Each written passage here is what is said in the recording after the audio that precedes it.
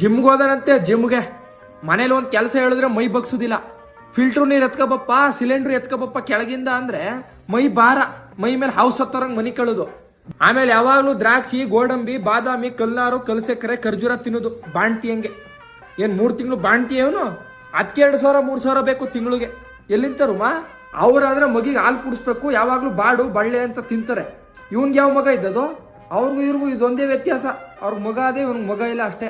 ಆಮೇಲೆ ದಿವಸ ಚಿಕನ್ ತಿನ್ನೋದು. ಈಟ್ ಆಗೋದಿಲ್ವಾ ಬಾಡಿ?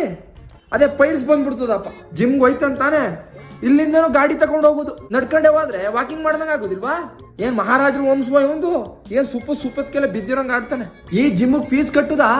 ತಿಂಗಳು ಒಂದ್ಸ ಚೀಟಿ ಕಟ್ಕೊಂಡಿದ್ರೆ ಒಂದು 50,000 1 ಲಕ್ಷ ರೂಪಾಯಿ ದುಡ್ಡು ಬರೋದು. ಆಮೇಲೆ ನನ್ನ ಫ್ರೆಂಡು ಆ ಟೀ ಕುಡಿಕ್ ಹೋದಾಗ ತೋರಿಸ್ತಾ ಇದ್ದಾವೆ ಇವ್ನು ವಿಡಿಯೋವ. ಜಿಮ್ಮಲ್ಲಿ ಅದು ಯಾವ್ದೋ ಹೆಣ್ಣು ಜೊತೆ ಡ್ಯಾನ್ಸ್ ಮಾಡ್ತಾ ಕೂತವನೆ. ನಾನು ಅನ್ಕೋತೀನಿ ಇದೇನು ಒಂದ್ ದಿವ್ಸನೂ ಬಿಡದೆ ಹೋಯ್ತಾನಲ್ಲ ಜಿಮ್ಗೆ ಅಂತ. ಎಣ್ಣೆ ಇಕ್ಲವಲ್ಲ ಅದಕ್ಕೆ ಹೋಗೋದು ಇವನು.